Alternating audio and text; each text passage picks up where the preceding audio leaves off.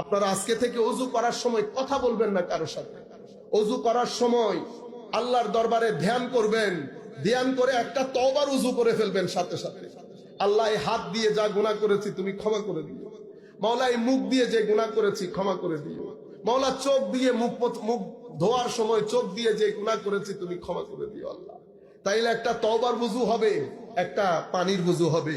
পানির যে ওযু, সেই ওযুর মাধ্যমে আপনার গুনাহগুলা ঝরে যাবে, তওবার মাধ্যমে একটা নূর জমে যাবে। আপনি যখন এই ওযু নিয়ে নামাজে যাবেন, আপনার নামাজের টেস্ট ডিফারেন্ট হবে, নামাজের টেস্ট ডিফারেন্ট হবে, আবেদন ভিন্ন হবে, রুকু সিজদা ভিন্ন হবে। আপনারা বুঝতে পেরেছেন? এই জন্য আমার আল্লাহ রাব্বুল আলামিন বলছেন, আল্লাহ পবিত্রতা অর্জনকারীদেরকে ভালোবাসেন। এটা তো প্রাইমারি পবিত্রতা।